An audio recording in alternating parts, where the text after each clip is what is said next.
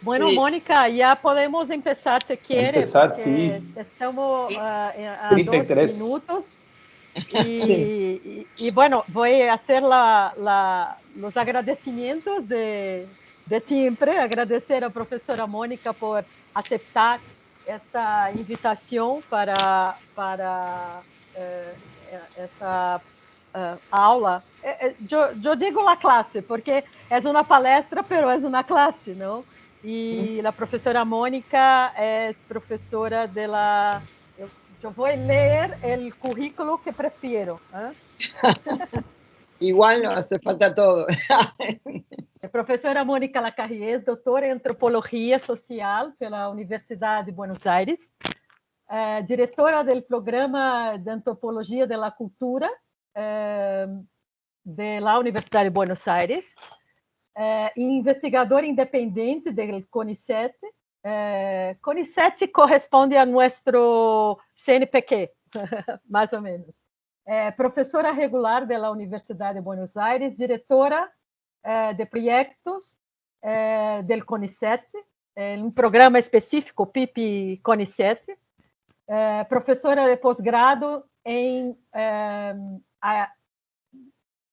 invitada em la Universidade de Barcelona, Fundação Ortega por la Fundação Ortega y Gasset, Universidade de San Andrés, FUNSEB, consultora em programa de patrimônio imaterial do governo de la Ciudad de Buenos Aires. ¿Está correcto? Sí, ahora aclaro alguna cosa. Por ejemplo, que ya no soy investigadora independiente, sino principal del CONICET. Ah, perfecto. Esas perfecto. cosas que... Y sí agregaría que recientemente hemos obtenido un proyecto de la UBA que es de transferencia, es estratégico y es importante porque vamos a intentar recuperar la memoria del movimiento villero de la ciudad de Buenos Aires, junto con la memoria de las tomas que se dieron en los 80. El movimiento villero fue más extenso y se quebró en cierta forma en los 90, y las tomas de la provincia de Buenos Aires son más bien de los 80, 90 y continúan, ¿no? Entonces, bueno. El final de periodo de dictadura, más o menos. O sea, el movimiento villero de la ciudad empezó en los 60, más o menos. De los 60, sí. Claro, continuó hasta los 90 y después, bueno, obviamente hay organizaciones, pero el movimiento como tal no continuó. Y las tomas de la provincia empezaron en los 80 y hay mucho interés de las poblaciones vulnerables de recuperar la memoria para justamente entender un poco, bueno, cómo fueron esos procesos. Del movimiento mismo, ¿no? Qué interesante, Claro, muy podría interesante. aplicar a la actualidad inclusive, ¿no? Es decir, memoria y museos comunitarios y patrimonio andan dando vueltas por los territorios más vulnerables. Sí, Entonces, periféricos o periurbanos, ¿no? Claro, pero lo interesante aquí es que la idea es hacer un archivo de la palabra, ¿no? O sea, Claro. que quede registrado y que quede para que ellos puedan colaborativamente construir también, digamos, ¿no? Así que bueno, lo agrego por eso. Qué bueno, qué bueno, qué bueno, Mónica. Sí, Muy sí. bien, muy bien. Bueno, entonces, podemos compartir la presentación, Marlon. exacto. Sí. Bueno, ante todo quiero además agradecer a Cristina la invitación. La verdad que está buenísimo poder compartir, a pesar de la lengua que a veces puede dificultar un poco. Yo creo que con Brasil tendríamos que tener más contacto, más intercambios. Y a pesar de que yo estudié portugués cuando fui a Campinas con una beca, creo que te lo comenté, hace muchísimos años. La verdad es que no me atrevo a hablar en Pero se brasileño. pierde, ¿no, Mónica? Se pierde. Si no practica, se pierde. Sí, no, además llegué a Campinas y sí, la verdad que por fuera de la universidad no entendía mucho. O sea que bueno, nada, esto pasa, ¿no? Que cuando uno estudia en su ciudad no es lo mismo que estar en el lugar. Así que bueno, nada, pero la verdad que está bueno tener estos intercambios y poder conectar más con Latinoamérica, ¿no? Yo estoy cada vez más latinoamericanista porque la verdad que nos hemos formado y por eso la exposición va a ser un poco con eso también, vinculado con eso. Nos hemos formado muy eurocéntricamente, digamos, ¿no? Y todos nosotros, toda Latinoamérica, y me parece que hay como un movimiento en este momento más de intento, de búsqueda digamos, de lo latinoamericano. Por ahí en eso no incluiría Portugal, porque nosotros no tenemos vínculo casi, Brasil por ahí sí, pero nosotros sobre todo ha sido con España, Francia, bueno, etcétera, y Estados Unidos desde ya, ¿no? Bueno, vamos a comenzar entonces con la charla. Bueno, si voy muy rápido me avisan, porque trato de... Sí. Perdón, ponemos la primera, ¿sí? Solamente mostrar los objetivos y los supuestos de los cuales parto, o sea, un poco repensar en primer término el habitar la ciudad y la ciudad sobre todo en base a una ciudad que se ha universalizado para Latinoamérica, y retomar un concepto de Michel Ayer, aquí es un francés, un antropólogo francés, pero que me parece muy interesante, ha trabajado en Bahía incluso, la idea de una ciudad bis, digamos, más allá del realismo sociológico, desnaturalizar lógicas binarias, racionalidades centradas, partir de un habitar mucho más problemático y más controversial, digamos, de lo que hemos transitado, digamos, a lo largo, por lo menos, de mi historia, que de algún modo, como antropóloga, digamos, hemos cuestionado poco ese habitar que se ha normalizado y que se ha basado en un ordenamiento estable de la ciudad, digamos, ¿no? Y además, situar sobre el final un poco, intentar ver el significado del habitar en términos de disputa, digamos, pero sobre todo enfatizando en la posibilidad de si hay ejes de lucha, de insurgencia, preguntándonos incluso hasta dónde es posible transformar, digamos, cambiar radicalmente algunas estructuras del poder en relación a ello. La siguiente, Marlon.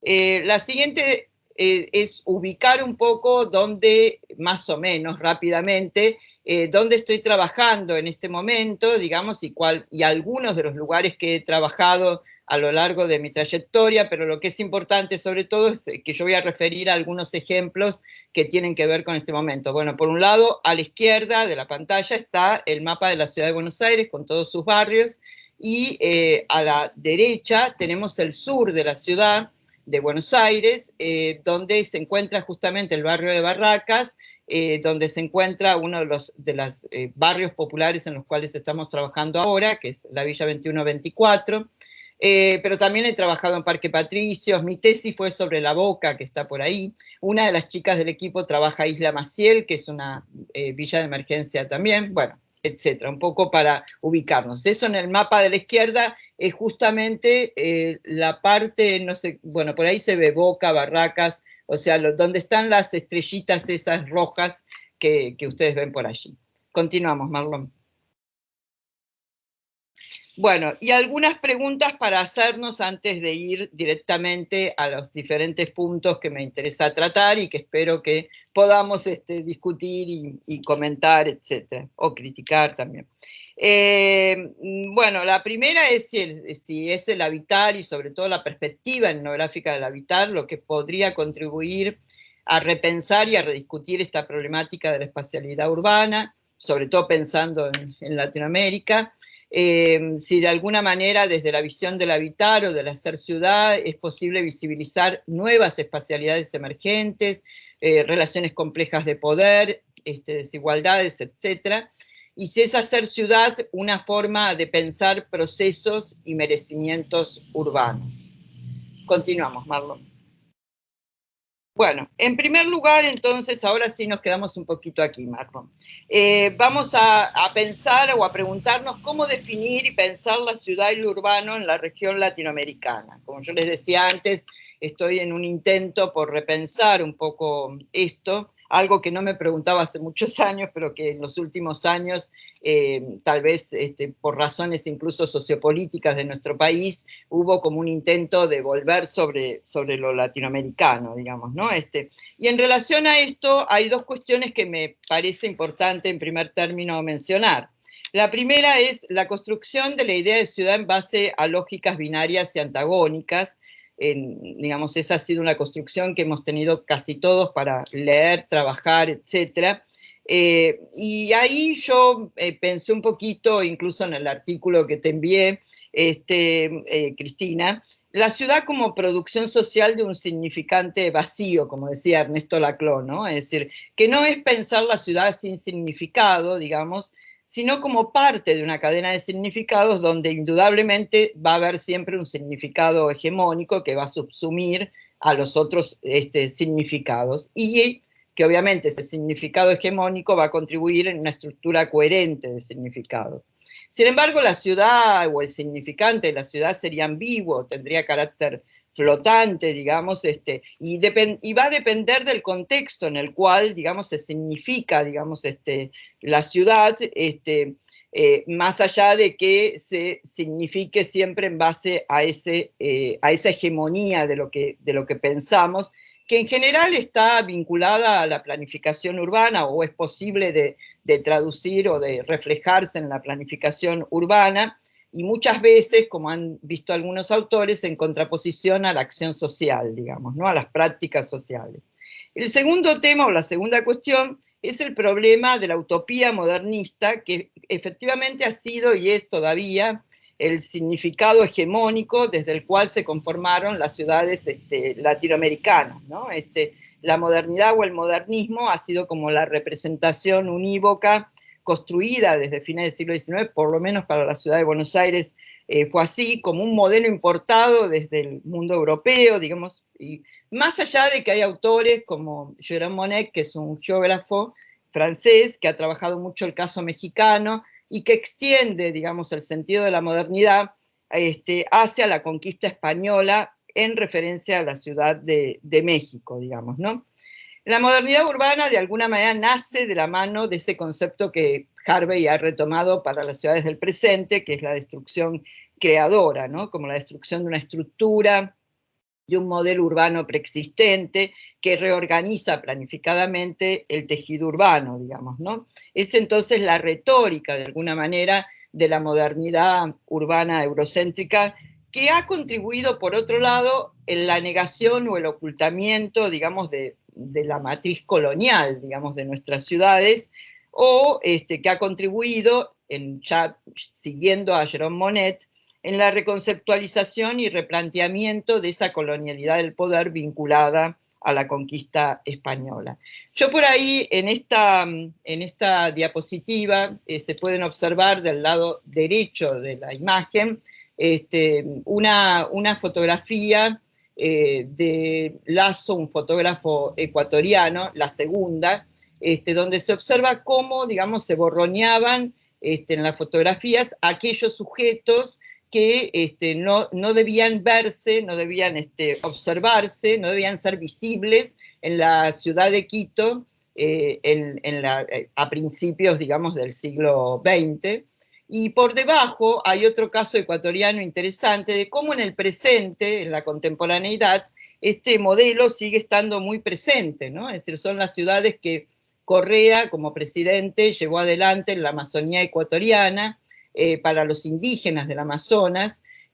Allí desarrolló un proyecto, un plan de viviendas, digamos, de vivienda social, donde claramente generó una parodia, una simulación de civilización, con un intento de transformar lo indígena, pero al mismo tiempo despojándolos de sus trabajos, de sus tierras, de una serie de cuestiones vinculadas a la Amazonía que llevó claramente a que se vaciaran muy rápidamente.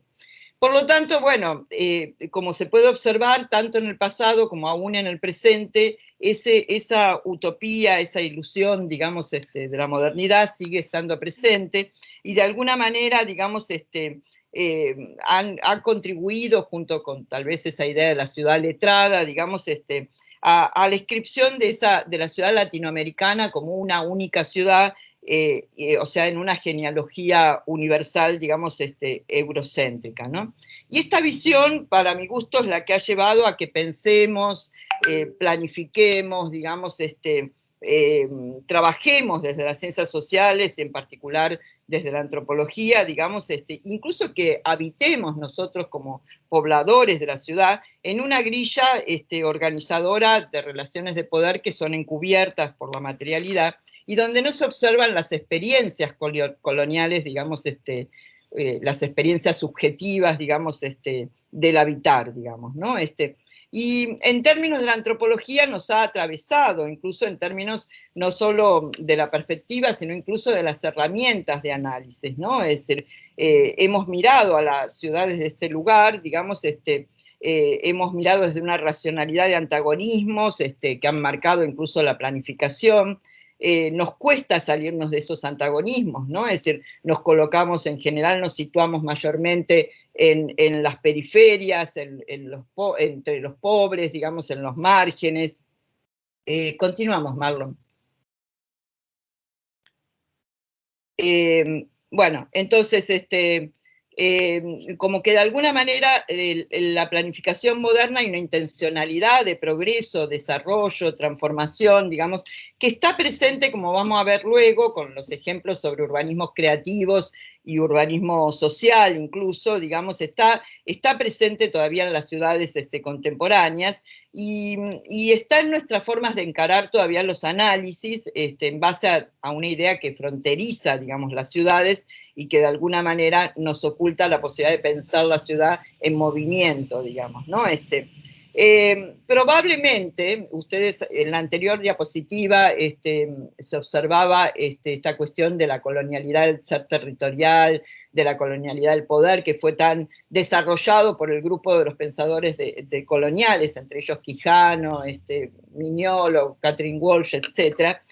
Probablemente si el grupo de los decoloniales hubiera ingresado la colonialidad del poder como concepto, como práctica también a la cuestión urbana, tal vez podría haber contribuido a repensar, digamos, nuestras ciudades desde otro lugar, ¿no? Es decir, desde esa colonialidad, pero vinculada, digamos, a el ser urbano, a la territorialidad, digamos, urbana, e incluso haber generado un giro en relación, digamos, a la antropología, digamos, y las herramientas y perspectivas de análisis que utilizamos. Pero lamentablemente los decoloniales se quedaron mucho más en la recuperación del concepto de raza y racismo epistémico y en el etnicismo fuertemente, evidenciando algunos peligros, digamos, en relación a esa descolonialidad, digamos, ¿no? Es decir, de alguna manera se naturalizó mucho y se simplificó bastante la perspectiva en la condición étnica, tal vez por los propios contextos de los cuales provenían estos pensadores,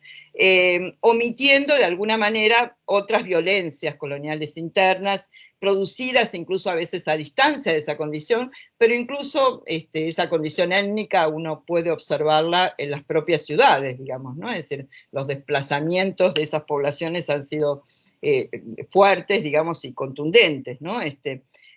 Digo, yo siempre pienso en Bogotá, digamos, y los desplazados, ¿no?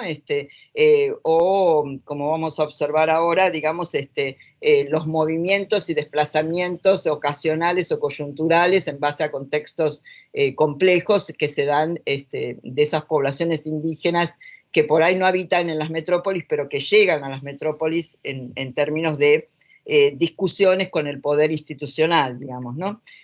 Por lo tanto, bueno, aquí se ve un caso claro, digamos, el de La Paz, donde un grupo de activistas intervino en la estatua de Isabel la Católica y la convirtió en una chola. De hecho la llamaron la plaza de la chola globalizada, digamos, y de algún modo no solo se discute en relación al género, digamos, bueno, yo por ahí puse un párrafo de María Galindo, que es una feminista, ultra feminista de Bolivia, pero bueno, pero también se está discutiendo claramente con esa colonialidad, que en realidad está fuertemente visible en La Paz, ¿no? Es decir, en la capital, digamos, de Bolivia. La que continúa, Marlon. Y pensaba también en octubre de 2018, perdón, 2019, cuando el movimiento indígena de Quito, perdón, de las sierras ecuatorianas, baja, digamos, desde las sierras hacia la ciudad de Quito, con la intención de resistir al paquetazo de Lenín Moreno, que tenía que ver obviamente con el FMI, digamos, y allí se constituye el movimiento indígena entre las sierras y lo urbano, digamos, ¿no? Digamos, pero desde un lugar totalmente distinto al de las casas esas, las ciudades del milenio que Correa construyó en la Amazonía, digamos, ¿no? Es decir, aquí se observa fuertemente esa contradicción y esa imposibilidad de repensar, digamos, nuestras ciudades desde otro lugar y con la mirada puesta en estas pertenencias diferentes, ¿no? Bueno, entonces la pregunta que nos haríamos ahora es si se trata de vivir, habitar o hacer ciudad. Luego de haber, digamos, hablado un poco de cuál es mi primera cuestión, que muchas de estas cosas no están cerradas, las estamos trabajando, obviamente, y estaría buenísimo el intercambio para seguir alimentando, digamos, bueno, esta es como la primer parte, digamos, vinculado a lo que estamos haciendo. La segunda parte que quiero introducir es si se trata de vivir, habitar o hacer ciudad, digamos, ¿no? Como hemos visto recién, en general hemos hablado mucho de vivir en la ciudad y esta se ha construido en general ese vivir en base a lógicas binarias centradas en base al modelo ya mencionado. Incluso nosotros lo seguimos haciendo, todavía relatamos, digamos, las ciudades desde el centro, en las periferias, pero desde el centro, digamos, ¿no? Es decir, entonces, de alguna manera, no estamos haciendo algo parecido a lo que hacían los antropólogos clásicos, esto de ir a la aldea indígena y volver y finalmente construir, digamos, ya en la aldea construyendo con digamos, el pensamiento que venía de la Universidad del Centro, pero luego cuando se vuelve se analiza también desde allí, digamos, ¿no? Entonces hemos relatado la ciudad, lo urbano desde ese centro, analizando, como decía recién, las periferias y los márgenes, desde el lugar de los sectores con poder adquisitivo, o por lo menos las clases medias, aunque revelando desde allí la pobreza urbana, digamos, ¿no? Es decir, como no dando pie a las voces de los pobres, o los pobres dando pie a sus voces, pero desde un lugar distanciado de nuestras propias voces.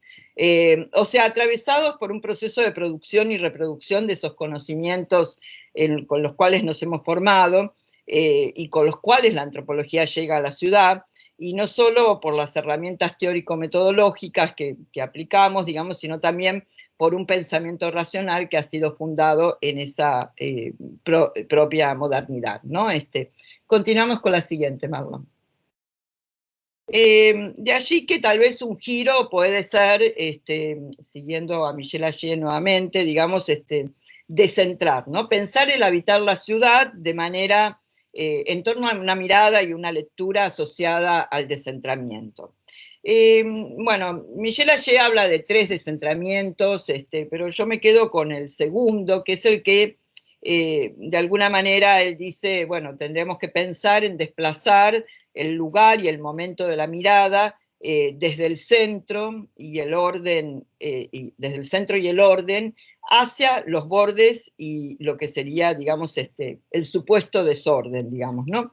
Modificando de esa manera el eje de observación, digamos, de las fronteras hacia espacios intermedios, hacia umbrales, incluso hacia los bordes. Ahora estamos trabajando también en uno de los proyectos con la cuestión de los bordes y las diferencias entre bordes y fronteras y cómo eso se traduce, digamos, de alguna manera en las ciudades que estamos trabajando y en los espacios que estamos trabajando, e incluso desplazar la mirada hacia los momentos de incertidumbres, de indecisión, o sea, generar y construir situaciones, digamos, de fronteras que podrían estar implicando además relaciones de flujos, de circulación, de desplazamientos, y que supondría además trascender las categorías con las cuales hemos trabajado a lo largo del tiempo, es decir, las antinomias centro-periferia,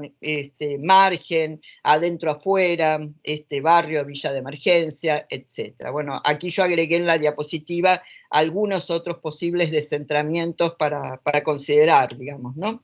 En ese sentido es que Michel Ayer introduce la idea de hacer la ciudad. Yo aquí retomo bastante a Angela Giglia, que falleció hace muy poco tiempo, lamentablemente, una italiana antropóloga que trabajaba en México hace muchos años, en la UAM Iztapalapa, y que trabajaba el habitar la ciudad, y a Michel Ayer, que trabaja desde esta idea de hacer ciudad, no como una única posibilidad, digamos, sino más bien como una ciudad múltiple, digamos, ¿no? Muchas ciudades al mismo tiempo, y en esta idea que yo mencionaba previamente, de pensar la ciudad más allá de los datos, de las estadísticas, de las normas, digamos, sino en pensar en esas múltiples prácticas que hacen ciudad, digamos, ¿no?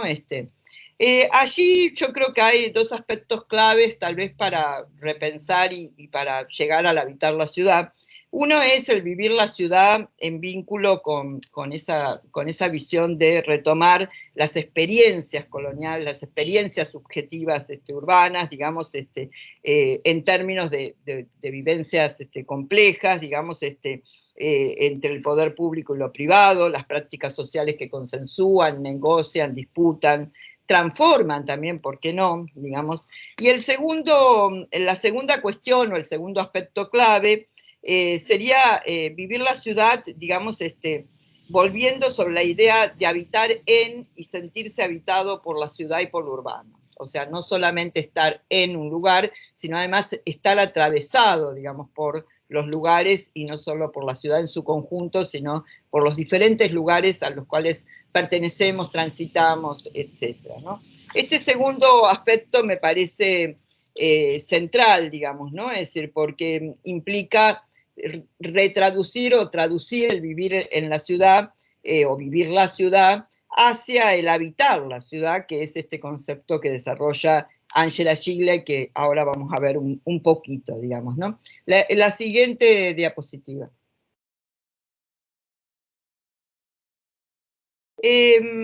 Digamos que habitar la ciudad, digamos, de acuerdo a lo que ella nos plantea, nos conduce por una serie de procesos, prácticas y saberes que tienen que ver con el mundo que nos rodea, digamos, ¿no? Es decir, de alguna manera, yo pensaba bastante en aquel libro brasilero de Roberto da Mata sobre la calle y la casa, que luego fue muy discutido por Antonio Arantes, también brasilero, donde él hablaba ya de estas zonas simbólicas y las moralidades de transición, contradictorias, etcétera, digamos, ¿no? Entonces, bueno, lo que ella nos plantea es, el habitar va más allá de la cuestión del hábitat, digamos, de la cuestión de la vivienda, ¿no? Es decir, la tradición antropológica nos ha llevado a enfatizar en el hábitat, la vivienda, la pobreza, digamos, pero de alguna manera Giglia lo que dice es, bueno, aquí tendríamos que mirar de algún modo el habitar como más allá, digamos, de estas cuestiones, digamos, ¿no? Es decir, trascender el hábitat en clave de residencia o de vivienda, que es un desafío incluso para la perspectiva etnográfica que nosotros desarrollamos, porque de alguna manera buscamos sujetos estables, que no se muevan, que puedan ser rastreables en un solo lugar, y generalmente es en la vivienda, digamos, y digamos, de alguna manera nos lleva también a una visión simplificada del habitar, que sería la de tener un techo o una vivienda digna, digamos, y que incluso el concepto de vivienda digna, sobre eso voy a volver luego, sería discutible desde este lugar, ¿no? Es decir, de algún modo el habitar, digamos, de acuerdo a Angela Giglia, podría demostrar que hasta las personas que están en situación de calle se encuentran habitando la ciudad, y en este momento, supongo que en Brasil también, pero en Buenos Aires hay mucha población que está en situación de calle debido justamente a la pandemia. Y lo que ella dice es que aún, digamos, con esa situación compleja, traumática, digamos, se encuentran en un entorno donde se reconocen y comprenden su propio orden sociocultural, digamos, ¿no? Y aquí yo quisiera volver sobre esta idea de vivienda digna, ¿no? Es decir, mi tesis no tuvo tanto que ver con patrimonio, aunque justamente me llevó al patrimonio. Mi tesis fue sobre políticas de vivienda y luchas por la apropiación del espacio urbano en conventillos del barrio de La Boca, que son los cortizos, digamos, ¿no? Y me llevó al patrimonio porque los conventillos podían ser perfectamente y eran reclamados en cierta forma como patrimoniales, digamos, pero eso no sucedía porque de algún modo los habitantes eran vulnerables, eran muy pobres, algunos eran ocupantes ilegales, y de algún modo el reclamo, digamos, no solo por parte del poder institucional, sino también por parte de los habitantes, era reclamar por vivienda digna, ¿no? Y vamos a observar que hay un hecho que está sucediendo en este momento, donde vuelven a reclamar por vivienda digna, cuando en realidad cuando uno en estos tiempos transita por los barrios populares, observa que buena parte de la vivienda no la hace el Estado, algunas sí y otras no, pero las que no hace el Estado las hace la propia población, que no están de alguna manera necesitando digamos que el Estado se ocupe de ello, ¿no? Pero además hay ahí un tema con el concepto de dignidad, digamos, ¿no? De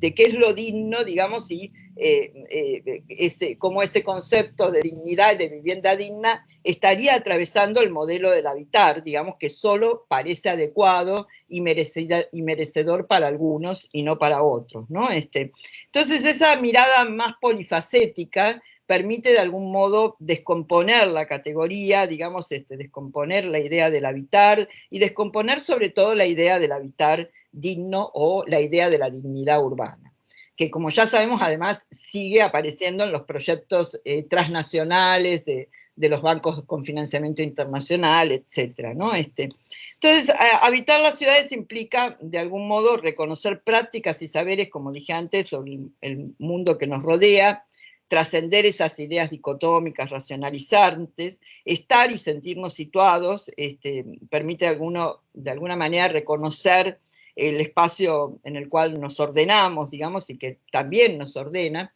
La siguiente, Marlon.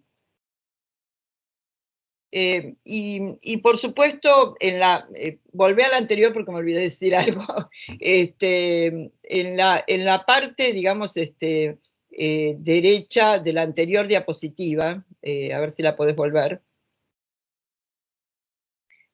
ustedes van a encontrar un poco la visión de Michel Ayer sobre la ciudad, sobre hacer ciudad, digamos, ¿no? Hacer ciudad en movimiento, en un proceso continuo y sin fin, digamos, ¿no? Donde él incluso discute con la idea del derecho a la ciudad tal como lo hemos pensado, digamos, bueno, el movimiento relevante para construir permanentemente, la deslocalización, el movimiento en dirección al centro, que ha sido lo que siempre hemos desarrollado, porque es como la conquista, digamos, de la ciudad, digamos, siempre ha habido como un impulso, y al mismo tiempo un impulso a pensar que aquello que no está en el centro es la no ciudad, digamos, ¿no? Es decir, como que allí nace... y lo que él plantea es cómo deberíamos pensar una expresión mucho más dialéctica entre lo vacío y lo pleno, lo débil y lo fuerte, etc. Bueno, ahora sí continuamos con la siguiente.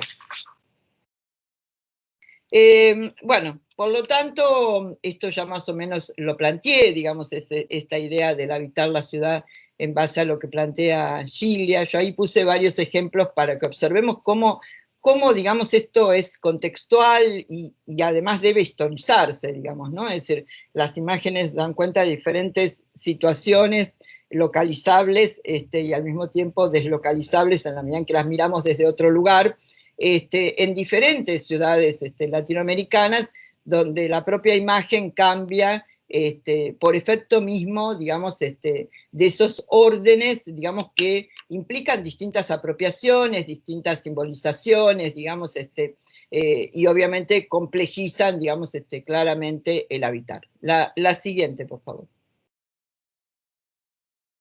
Bueno, esta es la definición que Ángela nos da, digamos, sobre el habitar la ciudad, como conjunto de prácticas y representaciones que permiten al sujeto colocarse dentro de un orden sociotemporal, al mismo tiempo reconociéndolo y estableciéndolo, reconocer el orden, situarse adentro de él, establecer un orden propio. Y lo interesante es que ella retoma incluso en otra parte de su libro, digamos, la noción de hábitus de Bourdieu, digamos, ¿no? Es decir, cómo de alguna manera todo esto que ella dice, el sujeto que se sitúa, que percibe, que se relaciona con ese orden, también tiene que ver con su propio hábitus, ¿no? Con su propia formación y su experiencia, digamos, para llegar al lugar donde se encuentra. Continuamos con la siguiente. Y aquí, bueno, vuelvo sobre algo que planteaba previamente, digamos, cuando mencioné el caso de Da Mata y digamos, Arantes, el planteo acerca de pensar en espacios liminares, ¿no? En ir más allá de las fronteras, entre los lugares, los espacios intermedios, y incluso algunos autores que mencionan esta categoría de umbral, ¿no? El habitar como puente, eh, digamos, el umbral como zona intermedia. A ver, eh, bueno, ¿sigo?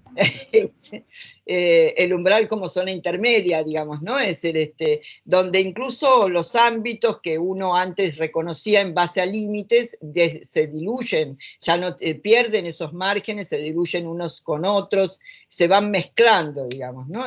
Esto es bastante complejo en términos del giro que debería dar la antropología para poder desarrollar justamente sus etnografías, ¿no? Es las etnografías que realizamos todos nosotros. Continuamos. Entonces, ¿qué es lo que ha cambiado en el contexto de las ciudades contemporáneas? ¿No? Yo aquí retomo unas imágenes de una revista que es de Brasil, justamente de San Pablo. Cuando yo trabajé en Campinas, aunque Antonio me decía, yo trabajé con Antonio Arantes, me decía, bueno, no hagas más trabajo de campo. Bueno, yo soy muy del trabajo de campo y entonces decidí observar el centro histórico de San Pablo.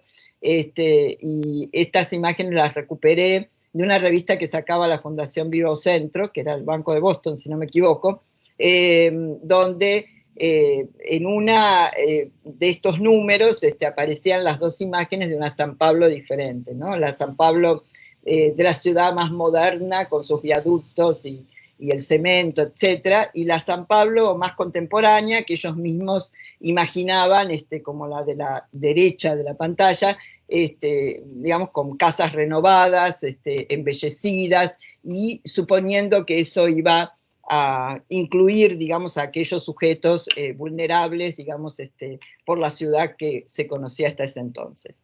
Bueno, ¿qué es lo que ha cambiado, digamos, no? Continuamos, Marlon. Sobre todo ha cambiado algo que es lo que vamos a trabajar un poquito ahora, digamos, que es el lugar de la cultura. Cuando yo trabajé, la verdad, en mi tesis hace muchos años de esto, el problema de los conventillos y las políticas de vivienda, nunca se me hubiera ocurrido trabajar ese tema desde la cuestión de la cultura o lo cultural o incluso lo identitario.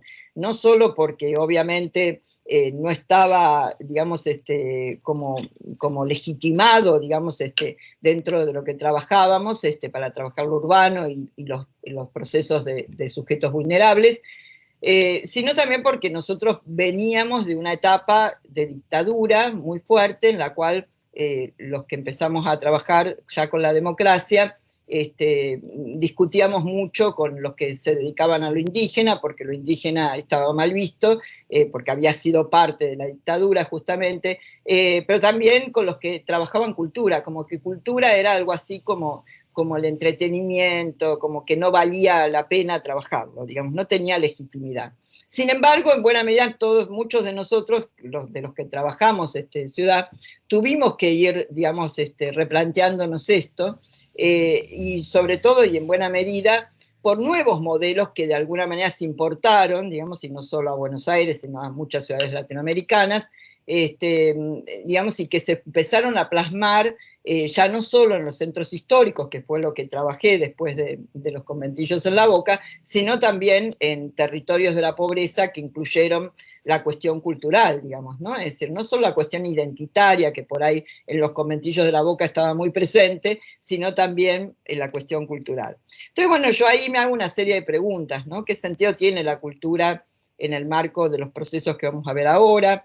¿Qué rol cabe a la cultura en territorios donde los problemas y necesidades sociales no se escriben ni se leen en esa clave, ¿no? Es decir, de pronto yo voy a un barrio pobre, digamos, en la ciudad y el problema es el agua, el problema son las cloacas, sin embargo la cultura está presente por todos lados y ahora se cuela por todos lados y ahora vamos a ver cómo, digamos, ¿no? ¿Y por qué los proyectos locales además inician planes vinculados al urbanismo social, extendiendo de esa manera procesos de recualificación a los territorios de relegación urbana, ¿no? Bueno, continuamos con la siguiente. Con la entrada, digamos, de modelos urbanos que ensayados en las ciudades europeas y norteamericanas, parecía que resolverían los problemas de las ciudades de fines del siglo XX y en los inicios del XXI, digamos, sobre todo por los cambios que había habido en los 80, en los 90, con la nueva economía, la desindustrialización, etc. La ciudad moderna, no solo como concepto, sino incluso como práctica, como planificación, pareció haber quedado un poco rezagada. Algunos observaron que en extinción, digamos, pero sin embargo esos cambios no se tradujeron, no produjeron, o no se produjeron bajo los parámetros de un orden hegemónico vinculado a la institucionalidad, a la planificación urbana, invisibilizando incluso otros habitares y órdenes urbanos, ¿no? De alguna manera lo primero que va a llegar, digamos, a América Latina es este concepto, esta palabra mágica, porque se convirtió casi en una palabra mágica incluso para los pobladores, los habitantes de nuestras ciudades, que ahora ya hablan de la gentrificación, digamos, llegan, digamos, redefinidos o en un intento de redefinición, pero en una primera etapa llegan con la visión que se le había dado en Londres, por ejemplo, que es donde de algún modo nace, digamos, la gentrificación, digamos, ¿no? De alguna manera, digamos, a pesar de que, digamos, los procesos de gentrificación llegan desde esa importación europea y norteamericana, digamos, a nuestras ciudades, se van redefiniendo y con intentos del uso de nuevas palabras, como por ejemplo la de recualificación, e incluso en coexistencia con otros procesos, como los de periurbanización o los de relegación urbana, que son los que más hemos trabajado. Dos cuestiones atravesaron, digamos, estos movimientos. Por un lado, la imposibilidad, en una primera instancia, por lo menos, y hasta el día de hoy, diría yo, de producir un debate interno latinoamericano, digamos, acerca de la importación de este tipo de modelos que fueron creados en el occidente dominante, digamos. Y en ese sentido, como sucedió entre fines del siglo XIX y principios del XX, tanto a nivel académico como de las políticas y planes, el problema se construyó afuera, digamos, y las soluciones fueron como externas. De algún modo como que la gentrificación apareció como una idea fuera de lugar, digamos, que al mismo tiempo venía de afuera y por eso estaba fuera de lugar, pero al mismo tiempo estaba generando imaginarios, representaciones de frontera dentro de nuestras propias ciudades, digamos, y entonces de lo negativo pasaba a ser hasta positivo en algunas representaciones de algunos, digamos, habitantes de la ciudad. Pero por otro lado, digamos, si los problemas irresueltos de la ciudad moderna continuaban siendo parte de nuestro habitar, los nuevos modelos urbanos no hicieron otra cosa que reproducir y fortalecer otros procesos que caminaron de la mano de la recualificación, de la periurbanización e incluso de la relegación urbana, que se mostraron como autónomos, pero que en realidad coexistían y dialogaban entre sí, y que fueron claramente parte de dinámicas que se construyeron desigualmente. Claramente la cultura fue el principio estructurador de estos procesos, digamos, dejando aparentemente de lado la cuestión social que había definido a los modelos y planes anteriores, digamos, ¿no? Ahora bien, estos modelos urbanos recurren a principios de estructuración que se concibieron para la ciudad moderna, digamos, ¿no? Es decir, por ejemplo, la destrucción creativa que retoma Harvey en los últimos años, digamos, ¿no? Es decir, esta idea de procesos relacionados con procesos de regeneración urbana, vinculado al crecimiento económico y a la acumulación por excedente, y digamos que fue parte de esa retórica de la modernidad urbana, pero que vuelve con la denominada ciudad creativa, digamos, y también procesos de ciudad creativa digamos, transitados, o fundados en la descualificación de sectores de la ciudad, en el vaciamiento, digamos, de sectores de la ciudad, digamos, para luego crear algo y ocupar esos lugares, digamos, concluyendo con estrategias políticas de desposesión de la renta del suelo, de patrimonio cultural, de desposesión de la acumulación cultural para algunos sectores de la población, digamos, y el resultado entonces es la puesta en juego de ciertos planes, de ciertos proyectos, con esos principios estructurales desde los cuales se define qué es ser urbano y cómo seríamos merecedores del ser urbano, ¿no? Por ahí el ejemplo más concreto de Buenos Aires, que una de las chicas de mi equipo lo trabajó en su momento, es Puerto Madero, ¿no? Cuando se habla de gentrificación en Buenos Aires, todos dicen Puerto Madero. Y en realidad Puerto Madero no respondía ni siquiera, ni por un segundo, a lo que se había denominado como gentrificación en los países de los cuales venía esta idea, digamos, ¿no? Porque Puerto Madero había sido el proyecto de puerto que se esperaba se construyera, digamos, para el futuro, allá por principios del siglo XX, y que finalmente se abandonó porque se construyó en otro lado de la ciudad, y entonces estaba abandonado, no había población, era un sector de la ciudad que no se circulaba, cercano al río, pero como el río ya no es parte de nuestro imaginario, a nadie le importaba demasiado ir para esa zona, digamos, y entonces, bueno, lo que el gobierno de la ciudad de Buenos Aires implementa es un proyecto de apropiación cultural dirigida, como diría Sharon Zukin, digamos, donde de algún modo sí se da algo que sí tiene que ver con esos primeros proyectos, que el mercado, la corporación Puerto Madero se apropia, digamos, del lugar y efectivamente le impone una visión al lugar, pero que sin lugar a dudas, sin esto que decía Sharon Zukin, que había nativos, que había habitantes que estaban en el lugar, que no estaban en este lugar, por lo tanto el mercado estaba ocupando justamente, se hizo cargo del vaciamiento, digamos, ¿no? de un lugar donde había, de algún modo, decualificación, deterioro urbano y vaciamiento. La que continúa, Marlon. La cultura, entonces, como recurso, la cultura sin autor, de alguna manera, va a atravesar estos procesos de recualificación, como se los va a dar en llamar en América Latina, digamos, cuando se redefinen un poco los de gentrificación, y van a empezar a vincularse incluso a los procesos de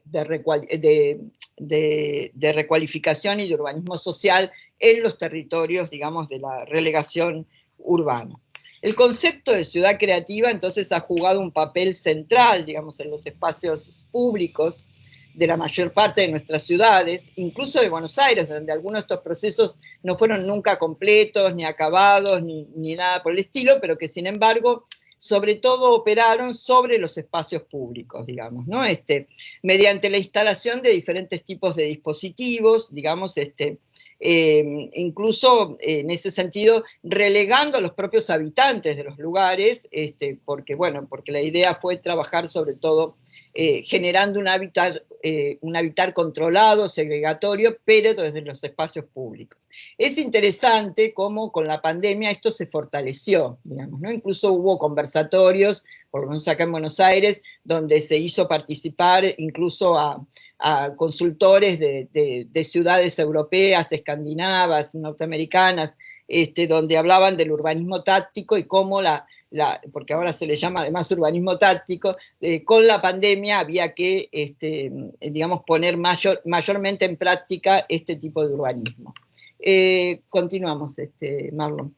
Entonces, de algún modo, uno puede decir, bueno, hay como tres aspectos o tres cuestiones que son interesantes de estos procesos para pensar esto del espacio público. Uno son las estetizaciones en relación al pintoresquismo, digamos, que crea de alguna manera lugares excepcionales y ganancias de localización para esos lugares, ¿no? Yo puse acá el ejemplo de La Boca, lo que yo trabajé, pero yo no trabajé esta zona, que era la zona ya más turística en la etapa que yo estaba trabajando, donde se crea el famoso Distrito de las Artes y donde se intentó pensar que el arte iba a ser un recurso para la patrimonialización de lo popular. Eso, por supuesto, no terminó de ser, pero en la misma zona se creó una usina del arte donde hay espectáculos culturales, pero se trabajó centralmente sobre el arte instalado, digamos, en el espacio público y sin ganancias de localización para los habitantes, sino para los ateliers, los museos, los artistas, etc., ¿no? El segundo aspecto son las recualificaciones que se dan por encima del habitar, de la habitabilidad, como decía recién, y de la vivienda en cuanto a residencia. Los mismos conventillos de la Boca en algún momento habían querido ser patrimonializados, o sea, convertirlos en patrimonio histórico de la ciudad. Sin embargo, nunca el expediente siempre se colocó, nosotros decimos se cajoneó, o sea, quedó en el último lugar de un cajón, porque la vivienda del conventillo estaba habitado, como decía antes, por pobres urbanos, entonces no se merecían ser patrimonio. Y la tercera cuestión es la producción de espacios públicos para contemplar, para circular de alguna manera en armonía con un paisaje cultural idílico, ¿no? Y en ese sentido, los centros históricos son como a veces el ejemplo más interesante para esto, porque tiene mucho que ver con la idea del derecho a la mirada, ¿no? De qué miramos, qué es lo que tenemos que ver, cómo verlo, etcétera, ¿no? Y el color y la estética, etcétera, tienen una importancia fuerte. Continuamos, Marlon. Bueno, esto es lo que planteé recién, digamos, algunas de las cosas que planteé recién.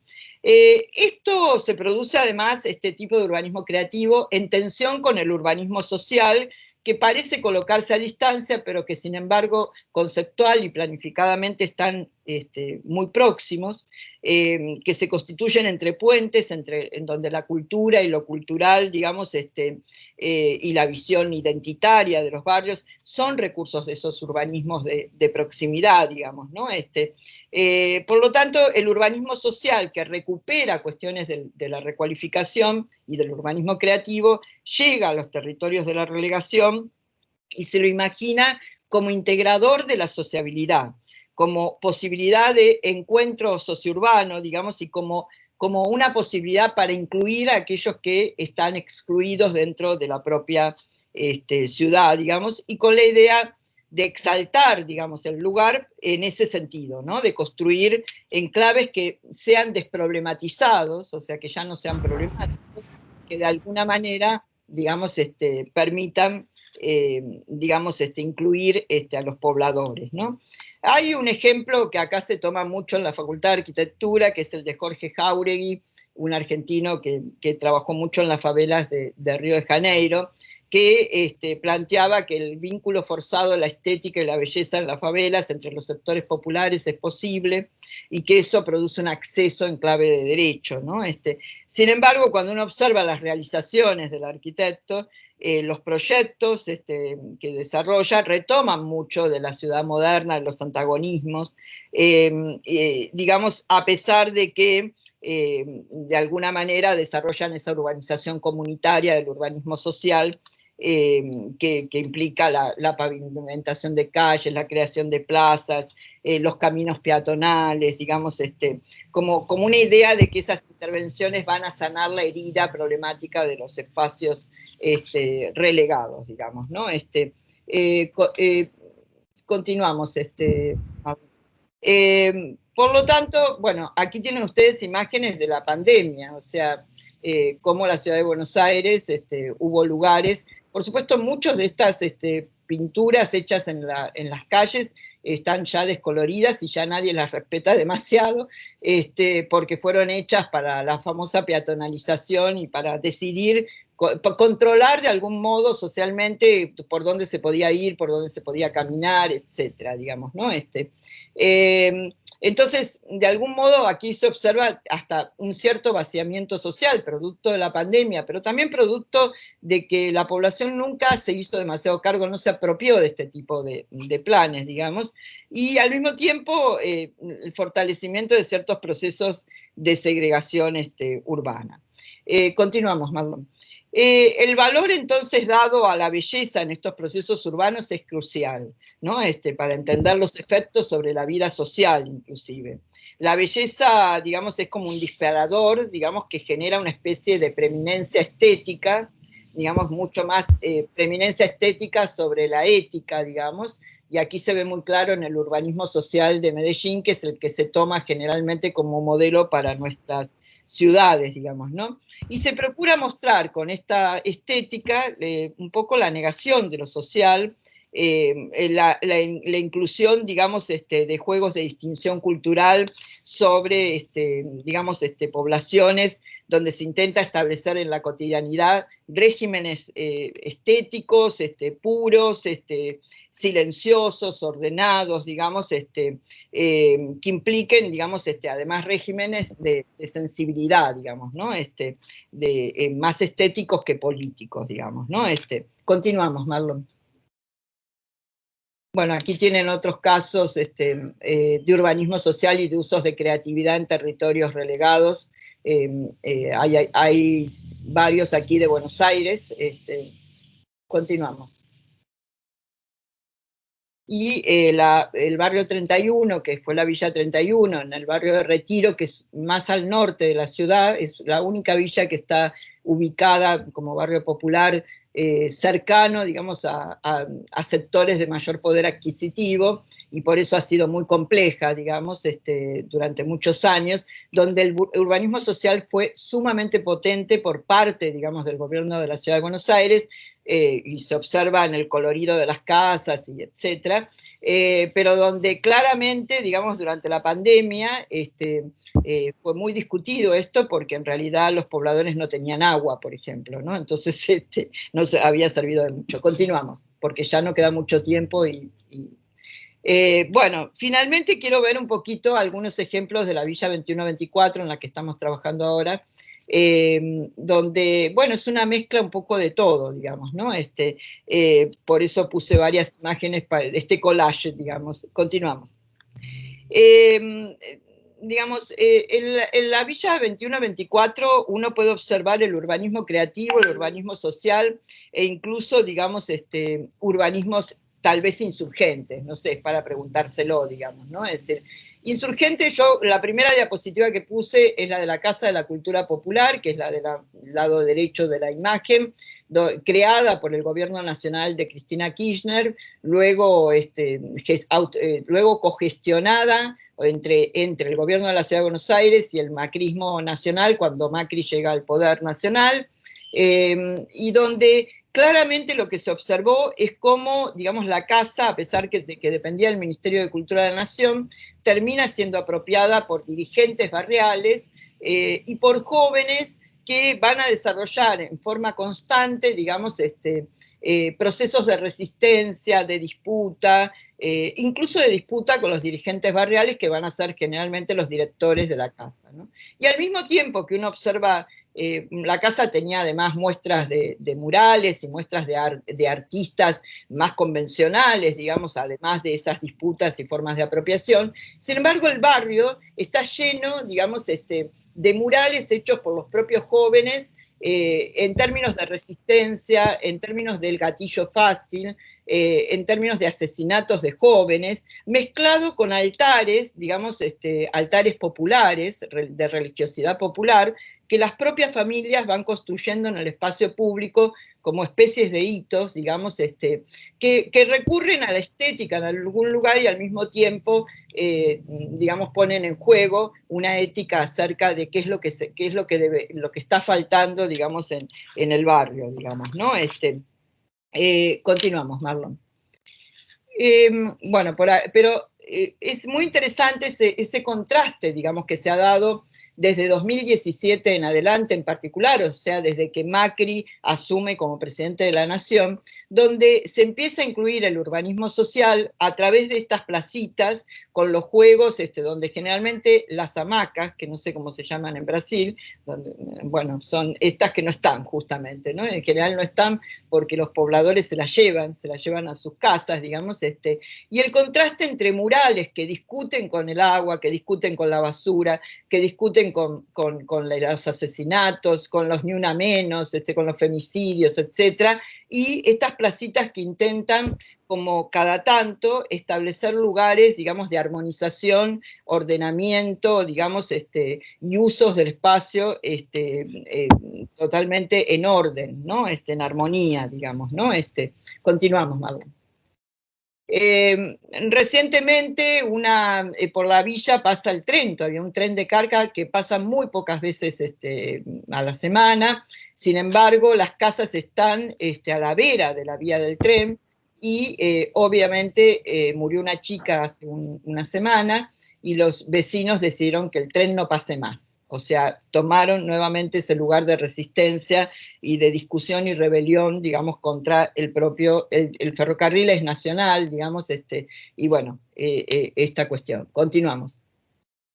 Y finalmente, en estos días, hay una toma de tierras dentro mismo del barrio. Lo que se ve hacia el fondo, digamos, es una serie de edificios y complejos que se han hecho con planes del gobierno nacional y de la ciudad, en estos baldíos o terrenos desocupados dentro del mismo barrio, algunos habitantes de la propia villa se han instalado, digamos, y hace varios días que, aunque están con orden de desalojo, digamos, reclaman por vivienda digna, como decía antes, en ese concepto naturalizado de vivienda digna. Y mi pregunta es siempre si esto es un urbanismo insurgente que puede transformar y discutir cuestiones que claramente son las que se han continuado, digamos, en el tiempo. De alguna manera son formas de expresión que se producen ante la falta de presencia del Estado en algunas ocasiones, aunque el Estado en la toma está la policía, está la justicia, digamos, que ha dado orden de desalojo, etc. Sin embargo, aún es algo a construir en base a una necesaria transformación radical de las instituciones y de las relaciones en y con la sociedad, digamos, ¿no? Es decir, son procesos funcionales, individualizados, que reproducen en alguna medida el carácter hegemónico, digamos, del Estado y la estructuración social, digamos, del Estado, ¿no? En lo que se reclama, en cómo se lo hace, etcétera, ¿no? En el pedido, digamos, ¿no? Y cómo de alguna manera en eso son funcionales a los mismos planes de gobierno, digamos, ¿no? Es decir, ahí yo pienso, como algunos autores, digamos, que tal vez todavía falta mucho, que ya no es el modelo que debería seguirse para implosionar de alguna manera las estructuras de poder y producir aperturas a otras formas de pensar, de sentir, de actuar, digamos, de habitar, etcétera, digamos, ¿no? Es decir, como que los habitantes deberían sugerir otros procesos activos de mayor negociación, aportando en otras convivencias, digamos, en otras creaciones, etcétera, digamos. Entonces, alcanza con este tipo de proyectos o propuestas, digamos, para que se produzca una reinvención y transformación del urbano y se impongan derechos a la ciudad y ciudadanías con derecho y ciudadanos con derecho. Bueno, generalmente la segregación, continuamos, Marlon. Generalmente la segregación se construye, digamos, desde lo que se llamó, o lo que llamaron los decoloniales la colonialidad del ser, digamos, ¿no? Es decir, muy visible en los planes y planificaciones donde se ha colocado a determinados sectores de la sociedad a distancia de sujetos descalificados y desvalorizados, vistos como inferiorizados, como deshumanizados inclusive, ¿no? O sea, sin derechos a la ciudad. Pero en este tipo de descalificaciones lo que se da es una relación entre racionalidad y humanidad, digamos, ¿no? Es decir, que se plasma, digamos, en los más humanos, que serían los que participan de la ciudad formal y normal, entre comillas, mientras aquellos que no caben en esa racionalidad y que podrían ser llamados bárbaros o verlos como no existentes, como invisibles, o verlos como sectores especiales dentro de ese contexto de normalidad, digamos, ¿no? Es decir, postulados por las propias instituciones, digamos. Pero en ninguno de estos casos cambiaría esa colonialidad del ser urbano, porque incluso los sectores especiales son los que van a los complejos habitacionales que ustedes veían por ahí por detrás de la toma y que muchos de estos habitantes no quieren habitar, digamos, ¿no? Por otro lado, la segregación también tiene que ver con lo visible y lo invisible, digamos, ¿no? Es decir, que no solo es el resultado de políticas y planes, sino también de ese hacer ciudad en términos de multiplicidad, digamos, ¿no? Es decir, allí Michel Ayer dice, bueno, hay muchas formas de habitar o de hacer ciudad, digamos, desde estos lugares, como puede ser la ilegalidad sumida, ¿no? Es decir, esta cosa de invado el lugar y me convierto en ilegal y lo asumo como tal, un poco la toma, ¿no? O la presencia para siempre, la ocupación durable, eterna, hacia el infinito, me quedo aquí, digamos, ¿no? Y como que es la condición de alguna manera para convertirse en propietarios en lo que fue la ciudad o lo que es todavía la ciudad moderna. Y finalmente la posible transformación urbana que sobre todo el poder institucional espera que se produzca bajo esos modelos como de urbanismo social y urbanismo creativo, digamos, ¿no? Aun cuando estos modelos llegan a los territorios de la pobreza, estos urbanismos creativos, sociales, incluso hasta los de resistencia, llegan a estas urbanizaciones, digamos, no terminan de ser urbanizaciones que integren y que incluyan, digamos, y que produzcan procesos de igualdad, digamos, donde también hay que discutir igualdad, desigualdad, ¿no? De alguna manera en los últimos años estas periferias se han construido entre mejoras, deterioros, pero se siguen reproduciendo esos procesos de segregación, digamos, ¿no? Y en parte, bueno, porque de alguna manera cada vez más estos sectores viven distanciados de otros sectores y la pandemia lo puso muy visiblemente, digamos, en juego, porque de alguna manera nosotros estamos encerrados o estuvimos por lo menos muy encerrados y ellos, por el contrario, son los que han salido, los que no usan barbijos, los que discuten con todo lo que se estableció que había que hacer, nosotros por todo lo contrario, digamos, ¿no?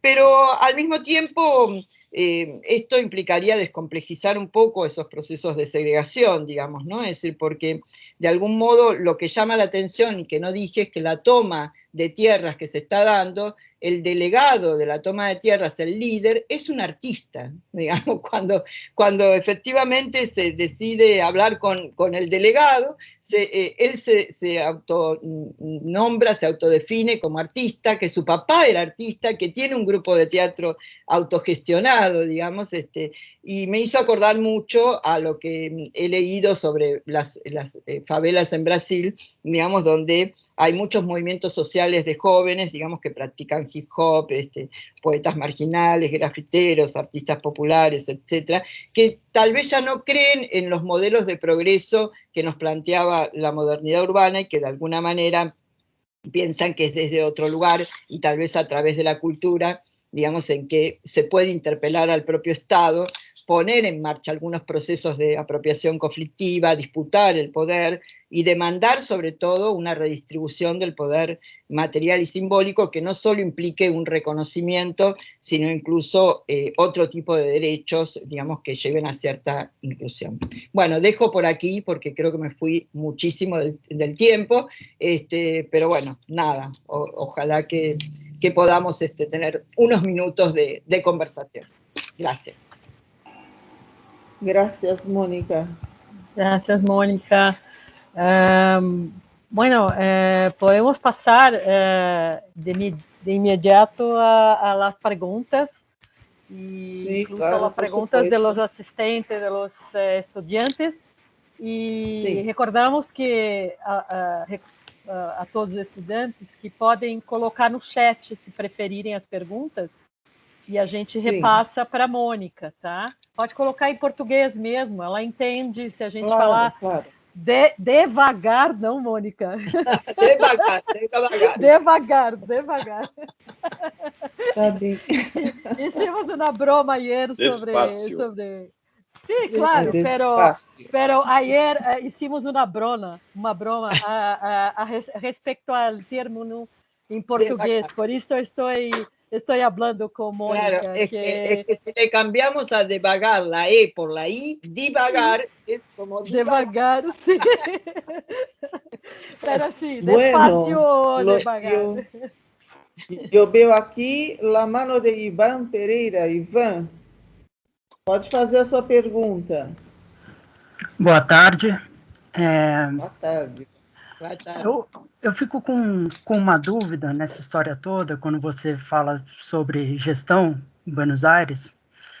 porque aqui a gente tem um texto bem famoso, chamado As Ilusões do Plano Diretor, e fala um pouco sobre a questão de participação. E Buenos Aires tem uma legislação bem sofisticada sobre a lei de comunas, né?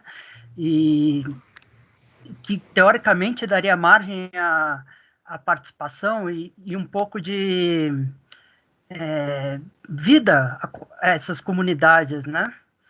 Só que, ao mesmo tempo, a cidade passa, ao meu ver, por duas gestões, Macri e Lareta, bem complicadas e que são antíteses de tudo isso. E, ao mesmo tempo, eu tenho uma visão de fora que a Argentina teve um governo militar um pouco mais desastroso que o nosso no sentido econômico, no sentido de o discurso neoliberal já estava impregnado na cabeça dos militares de vender tudo e a abertura foi um pouco mais complicada. Mas, ao mesmo tempo, ainda existe essa herança de participação. Porém, logo após a aprovação da Lei de Comunas, assume esse grupo, né, de Macri e Lareta, e aí fica uma dúvida para mim, por que, embora presente na legislação, a questão das leis de comunas, as questões dos líderes dos bairros, isso tudo está sendo ignorado e pisado por cima. A gente vê projetos como o do Grupo IRSA, né?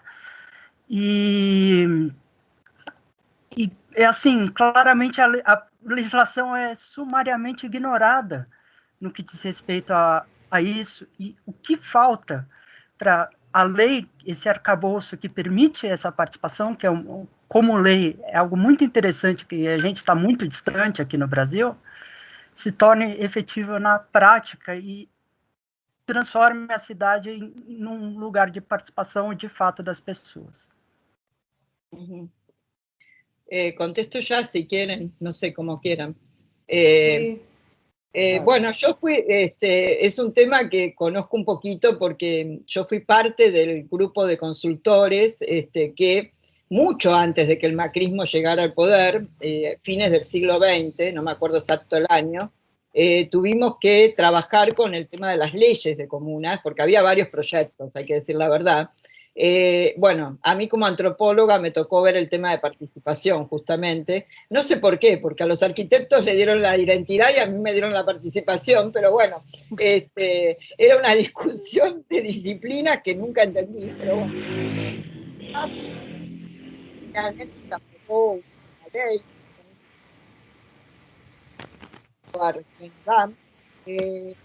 pero la verdad es que la ley de comunas nunca fue pensada en términos de una participación social completa, integral, digamos, ¿no? Es decir, antes de las comunas lo que había era CGP, que eran los centros de gestión participativa, y la idea fue integrar bajo el formato de la comuna varios barrios que estuvieran, los barrios son como, bueno, ustedes vieron recién la ciudad dividida en barrios, digamos, ¿no? Entonces la idea era integrarlos en comunas, más como una cuestión política que social, digamos, o sea, finalmente quien dirige la comuna es un representante político del gobierno que gana las elecciones, pero generalmente va con una lista enorme donde gana primero el jefe de gobierno de la ciudad y por detrás va algún líder del propio gobierno que maneja todo.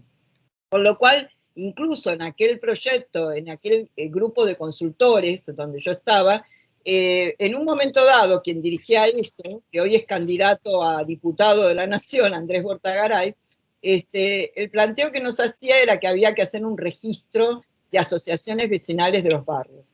Y entre otros tantos proyectos que yo desarrollé, hubo uno que fue sobre asociaciones vecinales en los barrios. Lo que yo le decía era, no sé si existe ese término en Brasil, son sellos de goma.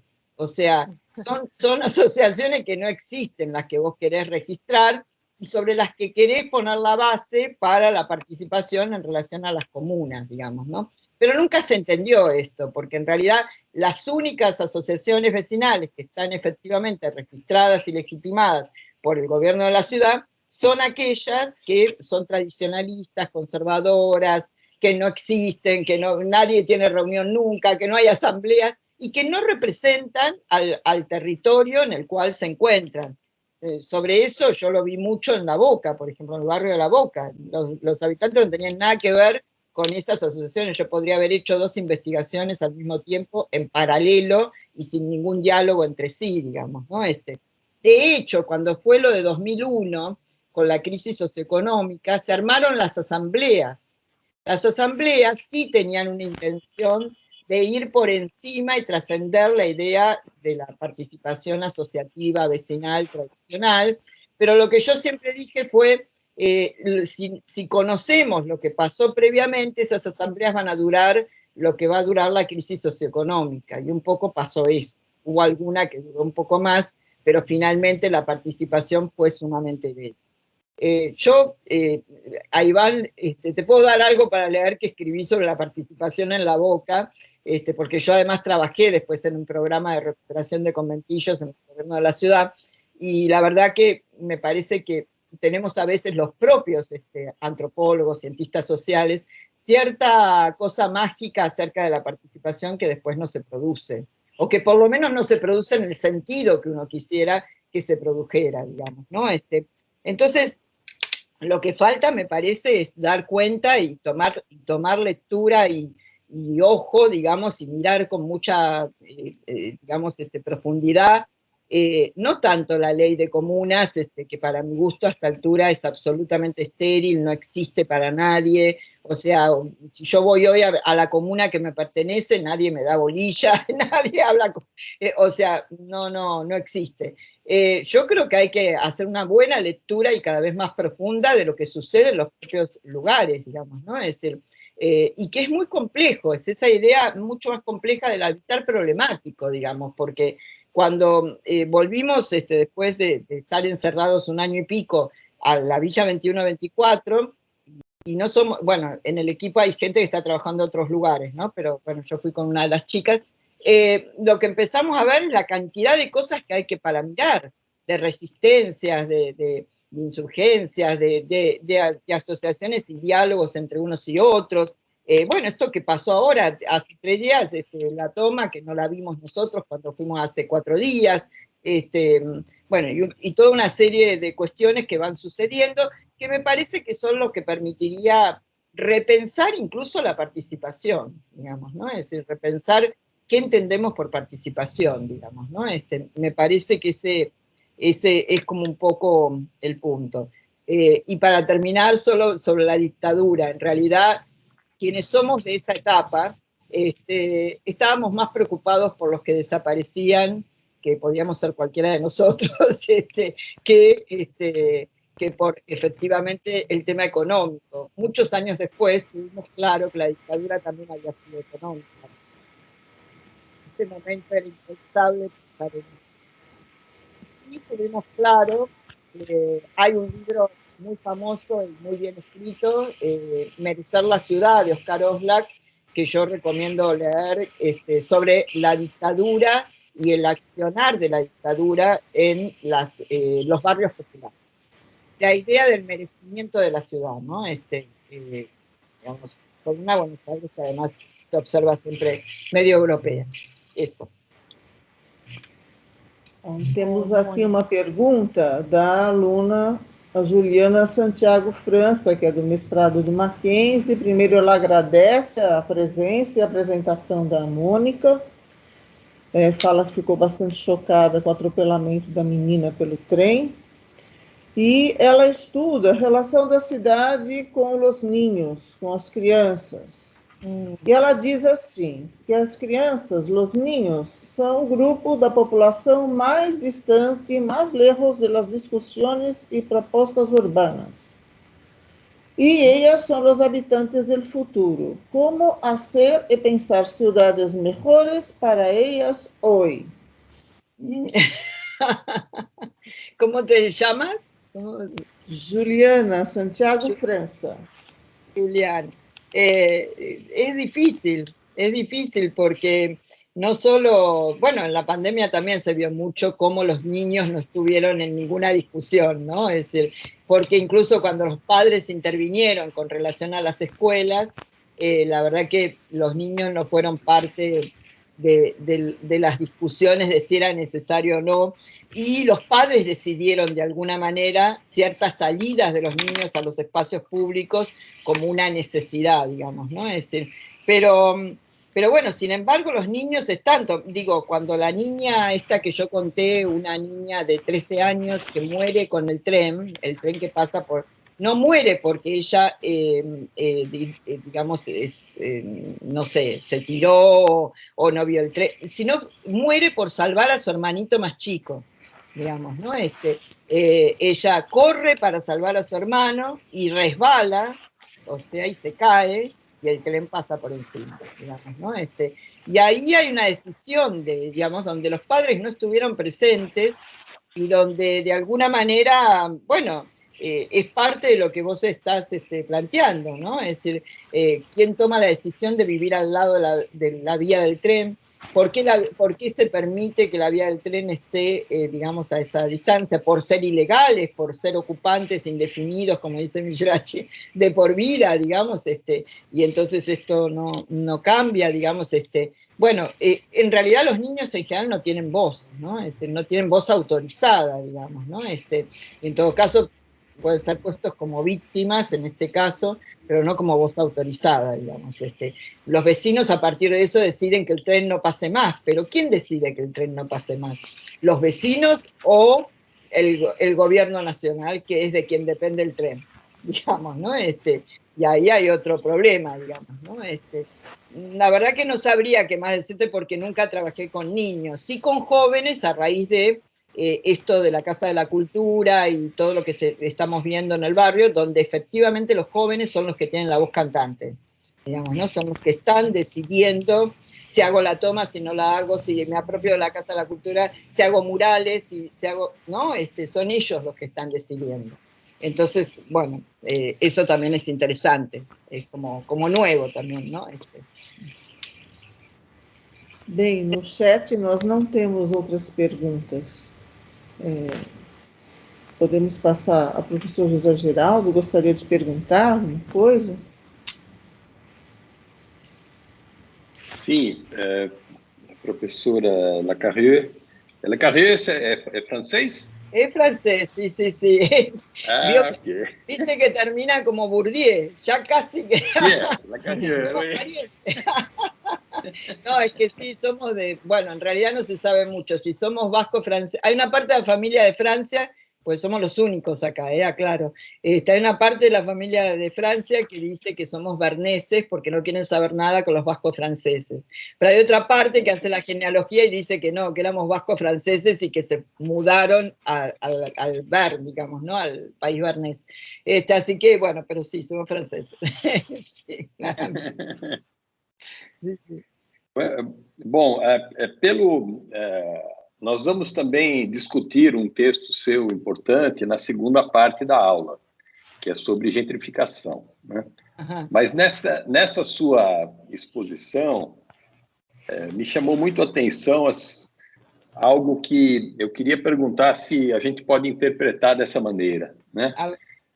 Que há dois tipos de cidade, né? A cidade que interessa ao capital, que é a cidade que o Estado administra, né?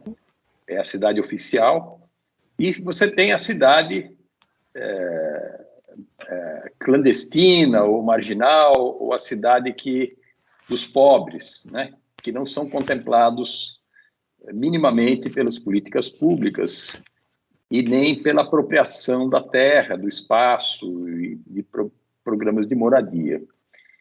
E justamente são nesses territórios que eu percebo que se aplica essa visão do antropólogo ao registrar esses movimentos insurgentes, né, do urbanismo, um urbanismo feito pelos próprios moradores, que não seria aquele urbanismo de Medellín. Aquele urbanismo é um urbanismo espetáculo, né? De você espetacularizar a pobreza, transformar em atributo turístico. Mas esse urbanismo insurgente da comunidade intervir nas pequenas praças, nos locais com um interesse de deixar uma marca cultural, né, da sua apropriação, transformar determinado espaço numa área de um campo de futebol, em algo mais assim acessível e necessário, né, para minimamente ter um padrão de lazer, de cultura, e que seja expresso por eles mesmos, e não por uma visão oficial que vem normalmente de um grupo dominante e que não tem uma conexão direta com as necessidades de quem está ali na exclusão, na segregação, na marginalidade, etc. Então, eu queria perguntar se você também concorda com essa visão e se você classificaria esse urbanismo insurgente como sendo um urbanismo dos locais informais, das comunidades que estão excluidas, né, do proceso de urbanización.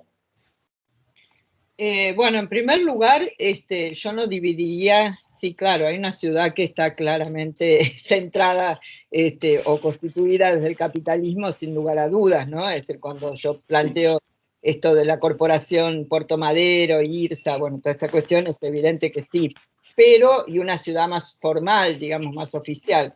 Pero si uno piensa en la política pública, yo creo que la política pública hay destinación hay política pública para estos sectores. De hecho, si uno miraba la imagen de la toma que se está desarrollando en este momento, en los alrededores se ven los complejos habitacionales que se han hecho en los últimos años, ¿no?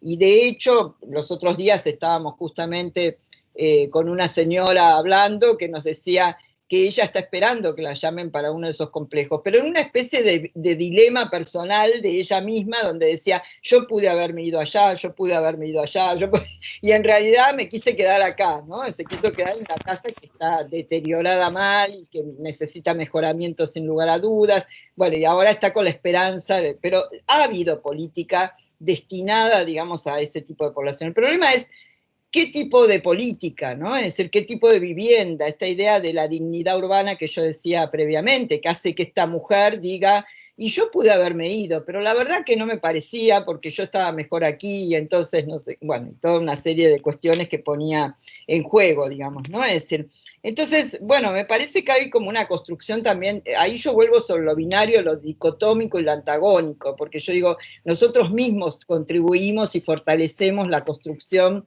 de esa ciudad más oficial, más formal, y la ciudad marginal, la ciudad, digamos, informal, digamos, en algún punto, ¿no? Entonces, me parece que lo que nos cuesta como antropólogos, por lo menos a mí, digamos, ¿no? Y que hace años que intentamos cambiar un poco de eso, pero que no lo logramos, es como mirar esos territorios, pero en una relación mucho más controversial y más compleja con otras ciudades que también, a las cuales también pertenecen esas personas, porque lo que está claro es esto que yo decía antes, mientras en el confinamiento nosotros no salíamos, ellos salían todos los días, porque además el trabajo no siempre está cerca, y bueno, por millones de cuestiones, digamos, ¿no? Y yo además no estoy tan segura que el urbanismo de Medellín, que efectivamente es un modelo importado y creado por determinados sectores y que además lo toma el gobierno para desarrollar procesos creativos y toda esta historia que ya mencioné, no estoy tan segura que los propios pobladores no se apropien a veces de ese urbanismo. El tema es mirar cómo se apropian, digamos, ¿no? Es decir, porque efectivamente lo que estamos viendo es que la placita de colores y funciona, o sea, en algún punto funciona, y hasta en algún punto algunos jóvenes nos han dicho frente a una de las placitas que se hizo a raíz de un conflicto que hubo, de un litigio que hubo a cuchillazos con cuchillos y puñaladas, donde murió una nena, digamos, en el medio de un conflicto entre paraguayos, digamos, se hace después la placita y los chicos, jóvenes, que eran muy chicos cuando pasó eso, nos decían, y gracias a la placita, finalmente logramos cierta armonía, logramos que el conflicto se diluyera, digamos, ¿no? Es decir, entonces como que a mí me parece que no es tan lineal esto, ¿no? Es decir, así como en la Casa de la Cultura, en el año 2016, Macri puso a una directora que era la creadora de un programa de danza comunitaria, una bailarina, que trajo el video de Medellín para mostrárselos, para decirles lo que iba a hacer, y los jóvenes la sacaron corriendo, diciéndole, esto no es lo nuestro, nosotros nos apropiamos de este lugar de otra manera, y no sé qué. Por otro lado, cuando el urbanismo de Medellín entra por una vía mucho más sutil, digamos, que es esto de la placita y lo colorido, etc., hay otras formas de integrar esa estética a, digamos, las apropiaciones y las prácticas que se desarrollan. A mí me parece que no es tan lineal, ni tan binario, ni tan antagónico, pero sí que hay marcas propias del vecindario, sin lugar a dudas. Lo que pasa es que nos cuesta mucho, como antropólogos, dar cuenta de esa complejidad, digamos, ¿no? Es decir, yo misma en estos días estaba como muy preocupada, porque digo, pasa la toma de tierra, el delegado es un artista, es teatrista, y ¿qué hace allí? Y vive en la villa, digamos, y hasta tengo que discutir con mis propios prejuicios. ¿Qué hace un artista viviendo en la villa? Digo yo. Y después digo, ay, no puedo decir esto, ¿cómo estoy diciendo esto? Entonces digo, no, nos cuesta hasta desde nuestra propia cabeza, desde nuestra propia formación, porque lo que estamos esperando es otra cosa y me parece que está mucho más complejo, ¿no? Esto. Entonces, bueno, eso. No sé si te aclaré mucho, pero bueno. Sí, ok. muchas gracias. A Cristina está com a mão levantada. Y además la insurgencia se algum aluno quiser falar, eu posso esperar. Mas... Solo agregar que la insurgencia para mí implicaría algo un poco más explosivo, ¿no? O sea, una transformación más radical, digamos, de las... Não temos Sí. perguntas no chat. Mônica, eu queria perguntar-te primeiro uma coisa muito específica, porque estudei em 2013, 14, porque orientei uma estudante argentina que estudiou las villas de Barrio Belgrano e Colegiales, o desplazamento em período de ditadura. Y bueno, quería saber si tú tienes conocimiento del libro azul de Cacciatore, ¿no? Ah, sí, algo porque no encontramos.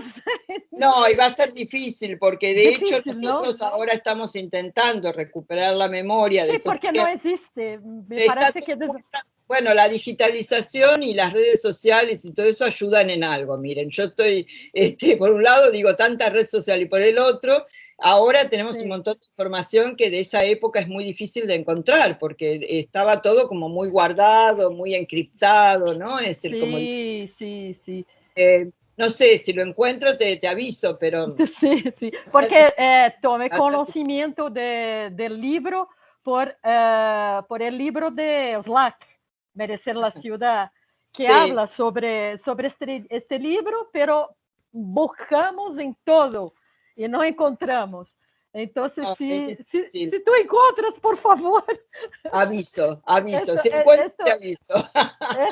Este es un tema. El otro es que, no sé, por lo que hablaste, hay el urbanismo insurgente en la condición que tú presentaste.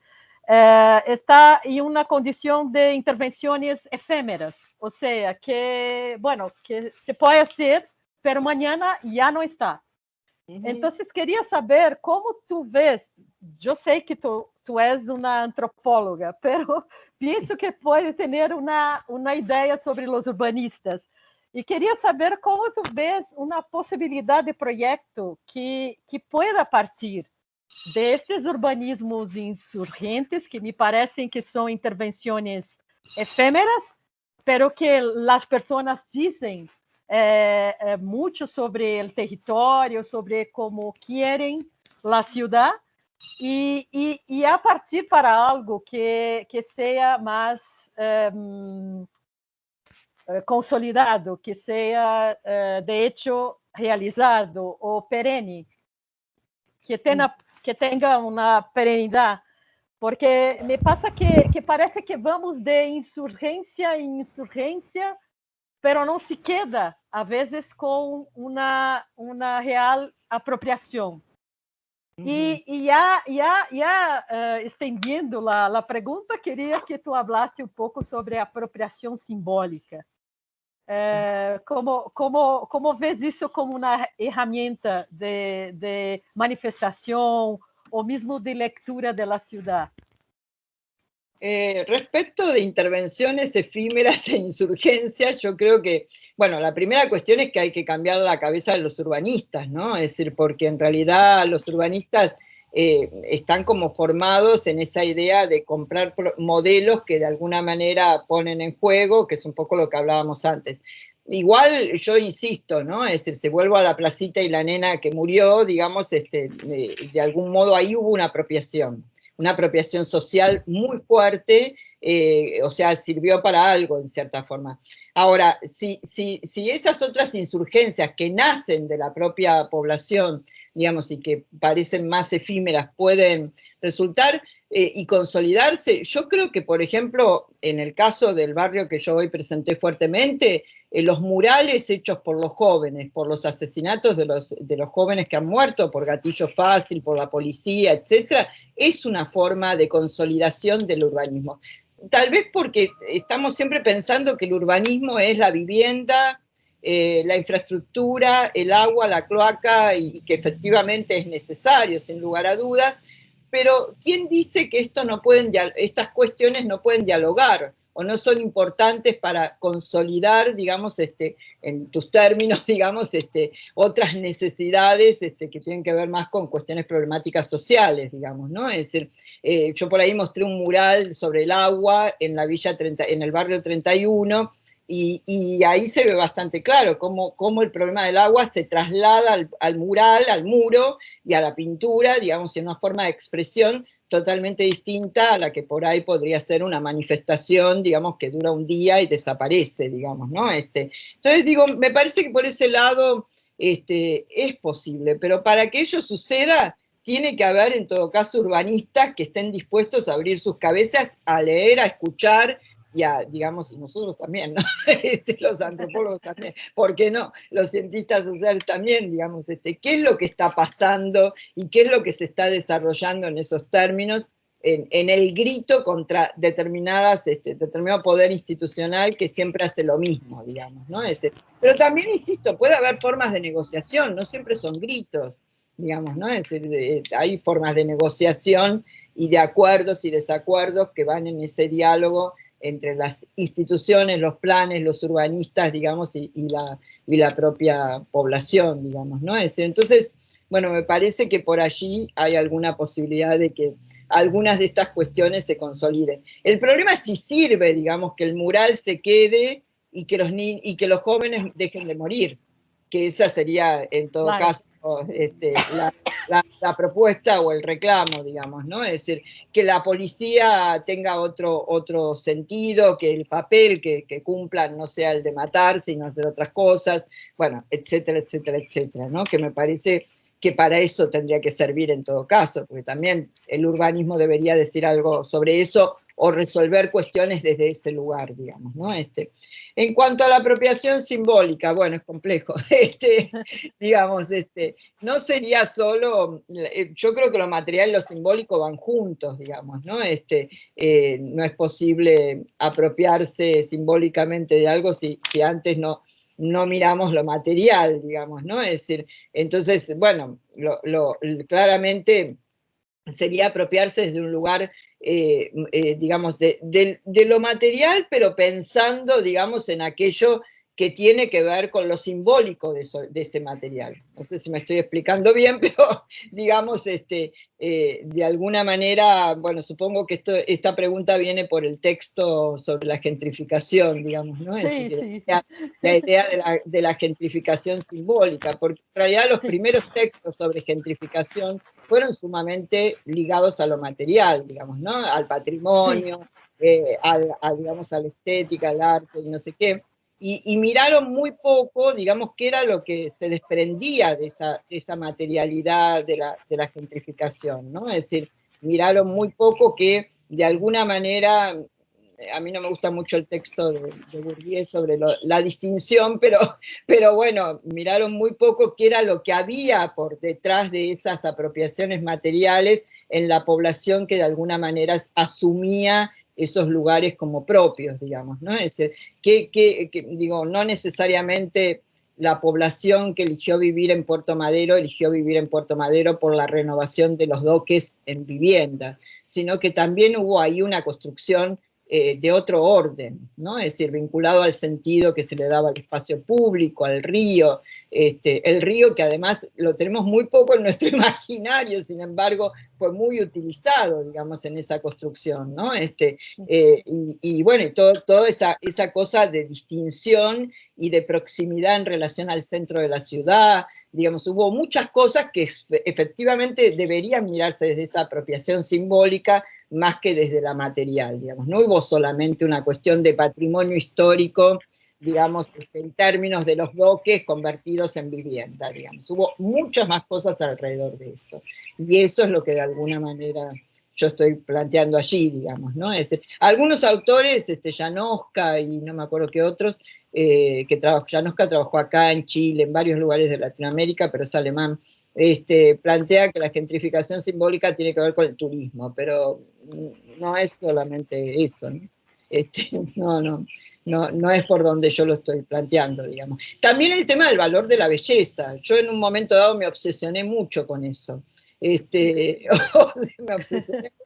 Empecé a buscar como antropóloga textos de antropología que hablaran de la belleza. Y en todo caso, si eran de indígenas no me importaba. Yo quería saber un poco más sobre eso. Y la verdad que no encontré demasiado. Y entonces, bueno, lo dejé un poco por ahí, pero me parece que esa idea de la belleza, de la estética, donde habría que leer a lo mejor más sobre arte, poner más en juego eso, tiene bastante que ver con esta apropiación simbólica, pero que además tiene que ver con esto que dice Bourdieu, ¿no? Con cómo nos identificamos, cómo de alguna manera nos distinguimos a partir de eso. Sí, sí. Gracias. Bom, muito obrigada. Só para falar um pouquinho, né? Eu teria até uma pergunta para fazer, mas o adiantado da hora talvez não permita, mas eu queria fechar um pouco o tema, agradecer muito a Mônica por ela ter trazido esse olhar, essa sensibilidade antropológica para a questão urbana, né? E estabelecer um reflexo disso sobre a questão das intervenções urbanas, dos projetos, dos planos, né? Acho que existe uma questão muito interessante que você nos coloca, né, que você nos trouxe, que é ampliar um pouco o termo, né, gentrificação, aproximar esse termo de segregação. E uma coisa interessante que você nos traz, que você nos aporta, é que não é preciso expulsar as populações para segregá-las. Acho isso uma coisa muito interessante. Por quê? Porque toda vez que uma intervenção urbana, um novo plano, uma nova dinâmica urbana se estabelece num território, né, ela vai trazer um certo estranhamento em relação às pré-existências, ou aos públicos, ou àquilo que já estava estabelecido nesse território, e aí essa questão do conflito, que é um conflito antropológico-cultural, se estabelece nesse território. Isso traz uma perspectiva, como você disse, muito interessante para os urbanistas, que precisam talvez pensar um pouco mais nisso. Eu só queria te agradecer, e fica para uma próxima oportunidade mais perguntas, talvez, porque nós estamos bastante adiantados. Mônica, queria também te agradecer novamente por ter aceito vir discutir aqui conosco. Eu acho que a gente tem um pouco nas nossas universidades, né, nos cursos de arquitetura, infelizmente, por uma questão do currículo aprovado nacionalmente, muitos dos profissionais das áreas de humanas foram retirados, porque as disciplinas têm que ter arquitetos como professores. Uhum. Sim, foram. A gente por uma questão corporativa. Sim, nós tínhamos muitos historiadores, antropólogos, Sociólogos. sociólogos que participavam da formação dos arquitetos e hoje em dia, há uns 20 anos pelo menos, os currículos aboliram as disciplinas que esses profissionais podiam participar. E a gente vive essa carência de ter outros profissionais que possam dialogar, e isso é uma coisa real no currículo brasileiro, né? Não sei como é na Argentina, mas aqui... Sí. No, acá directamente los arquitectos nunca tuvieron una materia de antropología en su vida, sí de historia urbana, de historia sí, porque hay arquitectos que se dedican a eso. Sí en los posgrados, yo doy clases en arquitectura, en una maestría de hábitat, en otro de gestión del patrimonio, o sea, doy digamos, en los posgrados, pero nunca en la formación de grado. Con lo cual, esto ha sido un tema porque me ha pasado, una vez unos años di en un posgrado de diseño, que era una carrera creada por el diseño industrial, por la carrera de diseño industrial, que está en la misma facultad de arquitectura, y había arquitectos que no me entendían lo que hablaba. Se los hacía sencillo, aclaro que se los hacía sencillo, y no me entendían que hablaba, y además discutían conmigo, porque decían, no puede ser lo que está diciendo, no puede ser. Y después no, después de varias clases entendían y me agradecían, pero eso tenía que ver con la formación de grado, claramente, ¿no? Sí, claro. Nada. E na pós-graduação isso acaba sendo muito pontual. Então, para nós foi muito importante, inclusive pelo fato de ser uma visão também de outro país, a partir de outras experiências, e que com alguém como você, que já transitou também no Brasil e tem um pouco essa familiaridade aqui com Campinas, com São Paulo, enfim, com as cidades brasileiras. Então, eu queria te agradecer novamente, Mônica, por ter aceitado. Espero que possamos nos ver em outras oportunidades, certamente, para trocarmos ideias. Sí, hay que mantener el diálogo. Vamos a ver si lo logramos desde acá también, a ver si logramos hacer algo desde acá. Temos aí pela frente um livro, né, para depois poder fazer algum debate, fazer uma discussão sobre os artigos. Possivelmente faremos algum evento nesse sentido. Seguro. Bueno, muchísimas gracias. Obrigada, Mônica. Obrigada. Muito obrigado, Mônica. Espero participar de las... Espero